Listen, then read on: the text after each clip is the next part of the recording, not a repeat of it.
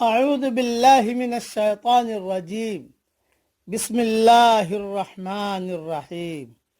سورہ رعد کی 2 آیتیں پڑھ رہا ہوں، آیت نمبر 25، آیت نمبر 26۔ والذین ينقضون عہد اللہ من بعد میثاقہ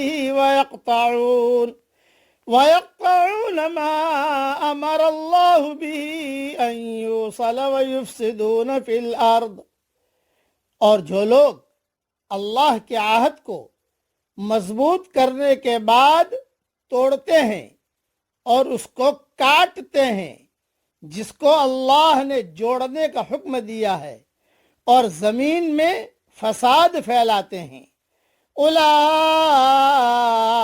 لہم اللعنۃ ولہم سوء الدار، ایسے لوگوں پر اللہ کی لعنت ہے اور ان کے لیے برا گھر ہے۔ اللہ یبسط الرزق لمن یشاء ویقدر، اللہ جس کو چاہتا ہے روزی زیادہ دیتا ہے اور جس کے لیے چاہتا ہے تنگ کر دیتا ہے۔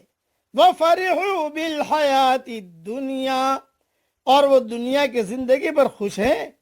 وَمَا الْحَيَاةُ الدُّنْيَا فِي الْآخِرَةِ إِلَّا مَتَاعٌ، حالانکہ آخرت کے مقابلے میں دنیا نہایت حقیر پونجی ہے۔ اس کی تشریح میں بہت آسان کر کے سمجھا دیتا ہوں۔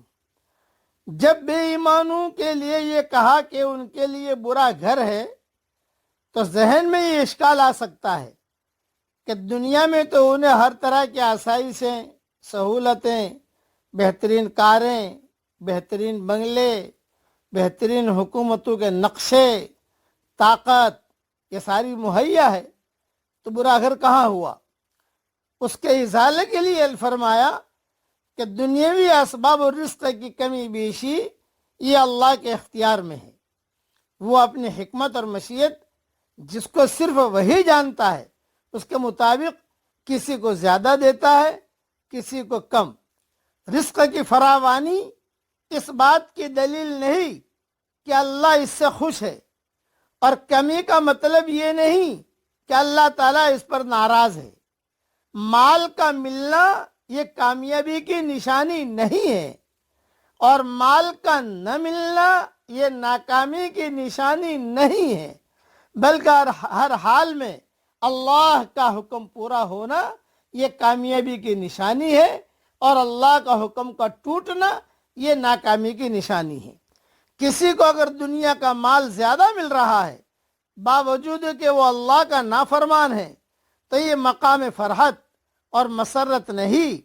کیوں کہ یہ استدراج ہے، مہلت ہے، پتہ نہیں کب یہ مہلت ختم ہو جائے اور اللہ کی پکڑ کے شکنجے میں آ جائے۔ حدیث شریف میں آتا ہے دنیا کی حیثیت آخرت کے مقابلے میں اس طرح ہے جیسے کوئی شخص اپنی انگلی سمندر میں ڈال کر نکالے تو دیکھے سمندر کے پانی کے مقابلے میں اس کی انگلی میں کتنا پانی آیا ہے۔ صحیح مسلم میں یہ حدیث ہے۔